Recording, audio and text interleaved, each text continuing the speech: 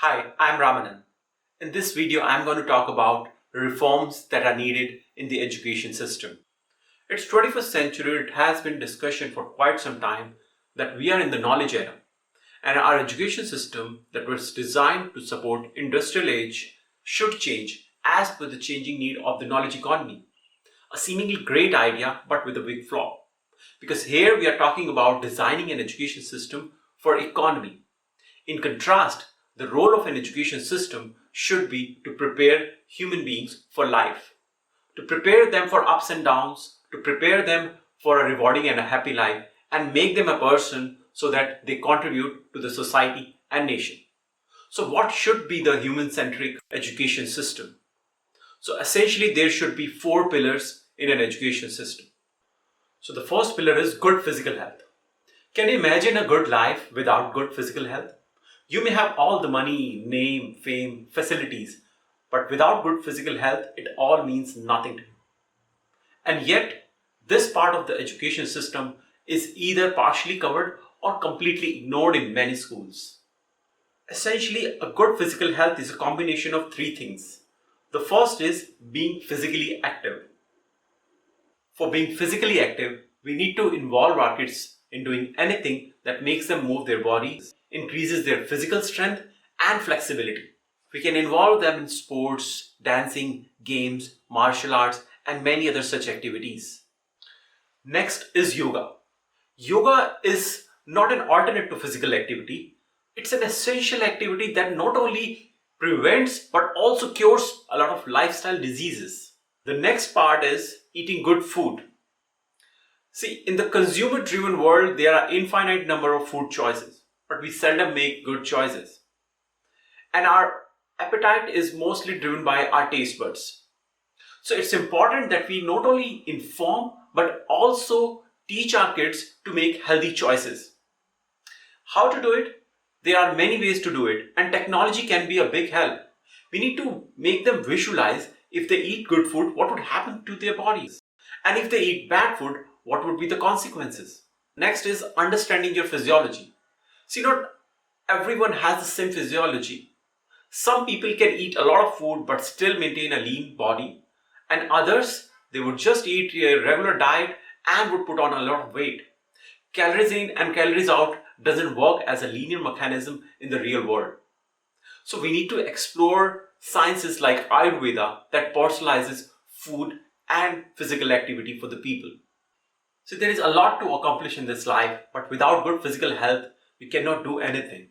So it's important that we allocate at least 20% of the curriculum time to this vertical so that our kids can have a good physical health and are able to achieve whatever they want. The next pillar is good mental health. What differentiates us from other species and determines how successful and happy we are going to be is this small organ sitting at the top of our body, that is brain. And yet we are taught absolutely nothing about how to keep our brain healthy and control our mind. We are never taught how it works and how we can make most out of it. It becomes even more essential in today's world, which is full of distractions. And this is impacting more our kids. Kids are consuming drugs and other harmful substances as they are influenced by social media and movies, which kind of glorifies these bad habits. If you look at the mental state of 21st century kids, we'll find that they have low self-esteem, they lack patience, their focus is on instant gratification. They are suffering from anxiety, stress, peer pressure, and they are frustrated. And all this is leading to eating disorders, extreme anger, depression, and even suicides. So how can we expect a child to do well in life when they are suffering from all these challenges? So what should we do? We need to equip them with tools and knowledge to make most out of their mind and handle problems related to their mind or brain. I have classified these tools into three buckets. The first is tools for optimum utilization of brain power. In this, we can cover topics such as meditation, focus techniques, lateral thinking, critical thinking, thinking fast and slow, innovation mindset, and other such activities or tools. The next is tools for keeping mind in control during difficult times. See, life is not all about sunshine and rainbows. They would face difficult times in their lives and they would require tools to overcome that difficult time. We need to equip them with tools such as music, deep breathing, involving them in activities such as gazing at the sky, taking a walk in the garden, maintaining a thank you book where they would register all their good things in life and their happy moments, so that when they face difficult times, they can refer back to it and they can see how rewarding their life was. The next is making them aware about how brain works and introducing psychology to the curriculum. Why psychology? See, psychology is about understanding human behavior, understanding how the brain works. And if you study the modern psychology and its application in the real world, you'll find that most of the findings are being utilized by companies to sell their products to people. They are using this knowledge, wealth of knowledge, to manipulate people. On contrary, the use of psychology should be to help human beings understand their weaknesses and helping them overcome those weaknesses. We need to allocate at least 5 to 15% of the time to this pillar, starting with 5% and then going all the way to 15% at the middle school, and then going back to 5% for the adults when they have learned most of the tools. These two pillars would ensure that we are not crippling the mental and physical capabilities of the next generation and would ensure that the wheel of human evolution that started millions of years ago continues. The next pillar is personalized and practical way of education. The good part about this pillar is there is a consensus that we need to change our education system. Now, there are different methods of teaching. There are different models of learning, focusing on different aspects of education. I won't go into those details. And I will make this vertical pretty simple. First, I'll talk about what to teach and how to teach. Regarding what to teach, there is a simple rule that first we need to cover 3 R's. That is reading, writing, arithmetic, which forms the basis of the education. And once we have covered that, then we need to explore what all different subjects we should teach. But before we talk about what we should teach, it's important to talk about why we should teach them so many subjects when they are not going to use majority of the content that we will teach them. So there are 2 reasons. The first is every subject that we teach today has some real value associated with that. It helps them make sense of the world and it helps them understand why things are as they are.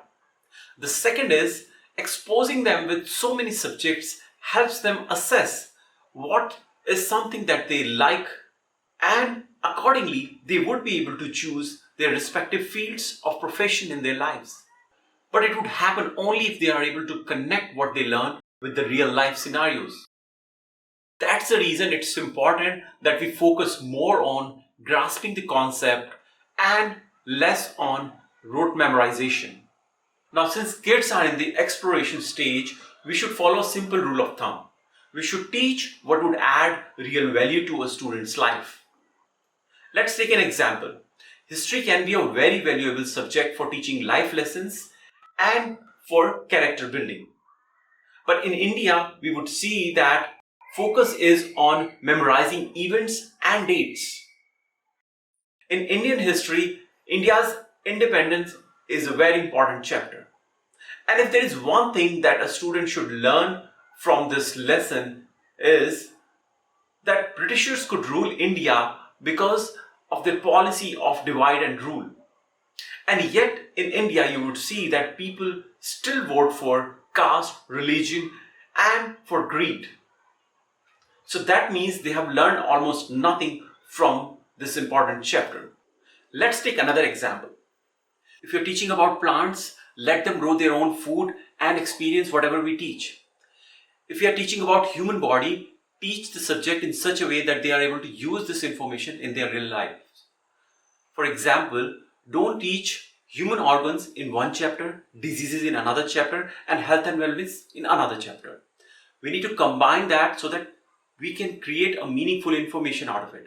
For example, if you are teaching about human heart, then also talk about the impact of cholesterol on heart, and also how exercise and good food can have a good impact on heart, so that kids can really understand this information and use it in their real lives.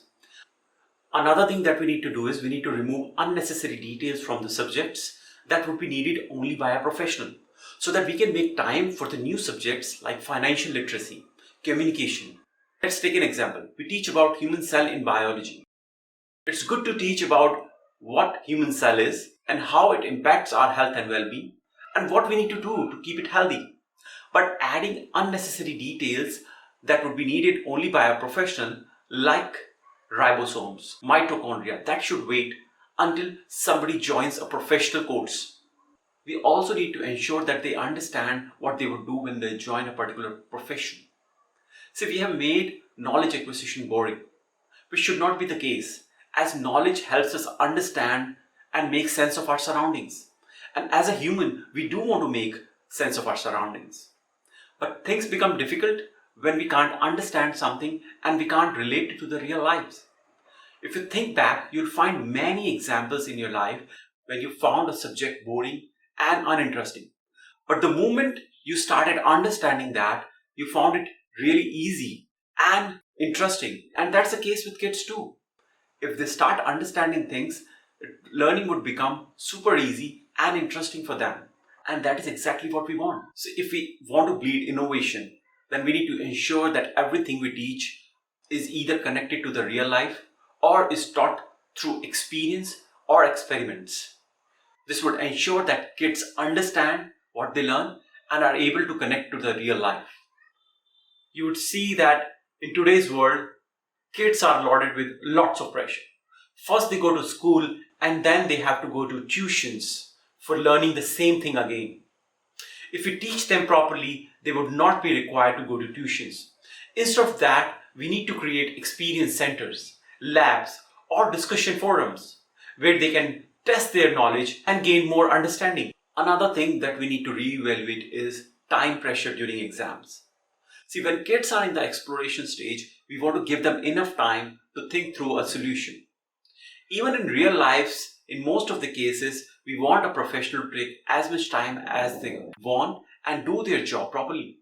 When you're going for a surgery, you won't tell your doctor to finish up the surgery in 15 minutes. You want your doctor to take as much time as possible, but do their job properly. And same is the case with other subjects too. Software engineering, civil engineering, painter, even when you hire a maid, you want them to do their job properly. Then why time pressure on kids? If we are truly testing their ability to think, then we should not have this time pressure. Time pressure is needed when we are not testing their ability to think, but their memory. Let's understand that for every problem, there is more than one solution in this world. And we need to give students time to think through that solution. We want them to find a good solution, not a quick solution. That is something that we want them to be trained in. If a particular examination would require 3 hours, give them 4 hours and see what they would do with that time. Another area we need to work upon is conditions of our teachers. So teaching is a very critical profession and it can make or break a country's future. It has a profound impact on students' success and failure. And yet, teachers do not get the fame, monetary reward, and respect that they deserve. A movie actor who is just an entertainer earns more with just one project than what a teacher would save in his or her entire life. Clearly, we have set our priorities in the wrong side. This needs to change, and only then we would be able to attract the best talent to this profession. The problem is not that we don't have the solution to this problem. The only hurdle is realizing our mistake and start acting on it. Now let's see how it is impacting India. In India, most of the teachers join this profession because it provides flexibility, or this was their last choice, or as a part-time profession. So if that is the state of the mind of a teacher, how they would be interested in teaching? And situation is even worse in government schools. One of my friend was telling me that his sister got a teaching job in a government school, and by bribing some government official, they got her transferred to some school nearby her house. And now she goes there, marks her attendance, and comes back in half an hour. So can you imagine what would be the future of such country? This needs to change. And there are a lot of solutions. The only need is to start acting on it.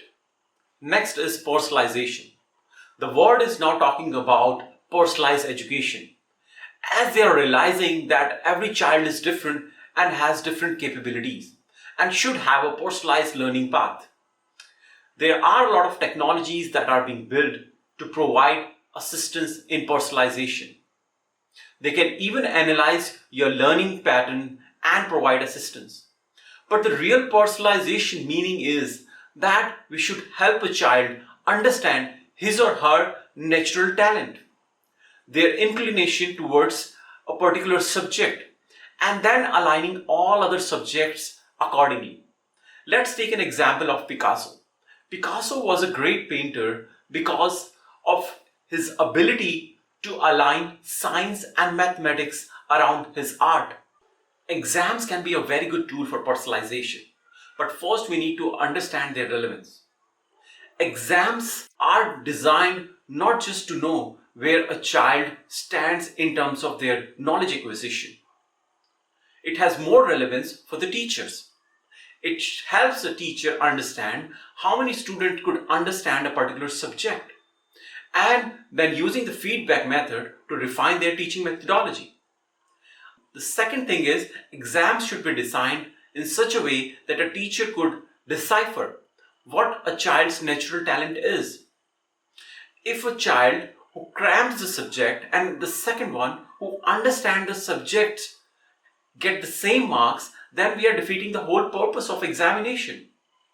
Another thing that we need to add to our curriculum is localization of education. What does it mean? Every place has its own specialty or offers some unique economic opportunity to its people. Adding a subject that explains these economic opportunities to kids would ensure that they make most out of these opportunities and would ensure that there is strong economic activity around these specialties in that area. Let's take another example. We teach rural and urban students the same set of subjects, and most of the education system is designed keeping urban students in mind. And as a result, you'll find that people staying in rural areas are unable to make most out of their economy. Farmers are struggling to sell their crop at a reasonable price, and they are facing day-to-day challenges. They are unable to get to the right market and get the right price. They are unable to use their raw output and add value to that to sell the product at a higher price.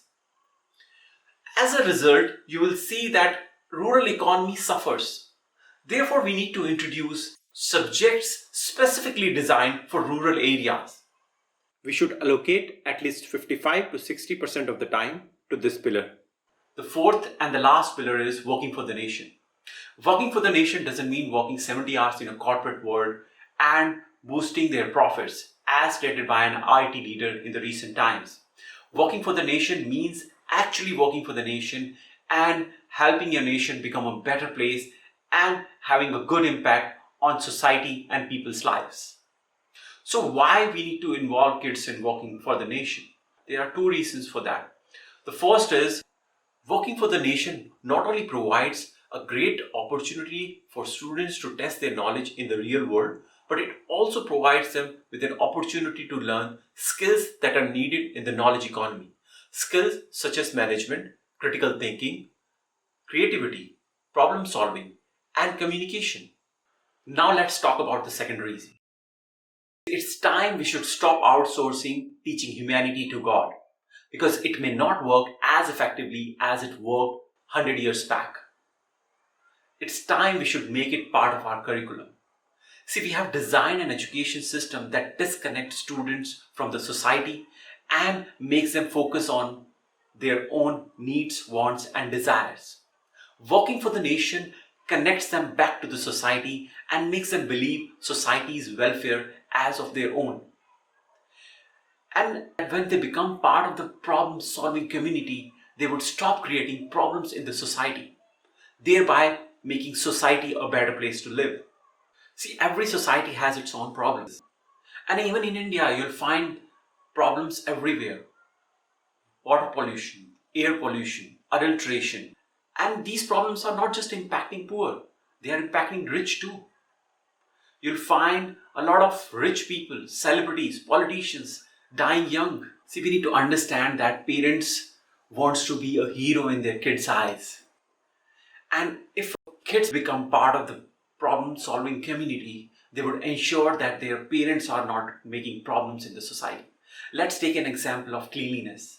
If parents are throwing garbage on the road, and if kids become part of the problem solving community, they would ensure that the parents don't do it. And if kids become part of the waste management team, they would ensure that their household's waste is managed in a proper way. If kids learn the traffic rules, they would ensure that their parents don't violate those traffic rules. Parents would not listen to anybody, even PM, but they would listen to their kids. Working for the nation should not stop when a student leaves the education system. It should continue forever. Tools can be created to make this happen. And you don't need long hours to work for your nation. Even if you have 5 minutes, you can contribute to the betterment of the society and nation. We should allocate at least 10 to 15% of the time to this pillar. Now you might be thinking who I am to talk about all these details. What are my credentials? Even if I say that I have worked for over a decade to find this solution, you may not trust me. But you should trust the history. You should look into India's glorious past and find that India was one such developed nation that was doing everything that I just mentioned. And as a result, they excelled in almost every field that they touched, be it art, science, language, culture, architecture, music, anything. See, in our culture, a teacher was considered above God. We had a complete Veda dedicated to health and wellness. Even the holy book of Srimad Bhagavad Gita, Krishna talks about taking care of your physical and mental health and considering society's welfare above your own. We personalized education way back in the era of Mahabharata, where Pandavas, who were 5 brothers, were taught different skill set based on their interests and their inclination towards learning. So, see, we were doing everything that I've just talked about. And as a result, we were a developed society. But along the time, we have forgotten all those things, and as a result, India is what it is today. Now you might be thinking that talking about what to do is just the half job done. The real challenge lies in how to do it. So I want to assure you that I have created strategies and designed tools that can make this happen. And I would be happy to share with you all. I also want to highlight that it's a multi-trillion-dollar opportunity waiting to be explored. And it's not just a one country's job to make this happen. Many countries need to come together and work towards this common goal. And only then we would be able to achieve it. See, now this model requires political will. It's good for both kind of politicians, good as well as bad. For good, it leads to betterment of the society, so they would be interested in this model. And for bad, this model would lead to a lot of good economic activity, would create good surroundings, so you don't need to be bothered about people's problems. They would solve their own problems. And also there would be a lot of money to do corruption. So it's good for both kind of politicians. The last thing I would like to say is that we are working tirelessly to make machines smarter. It's time we should invest in humans too. And countries who would invest in making humans smarter and stronger would definitely lead the whole world.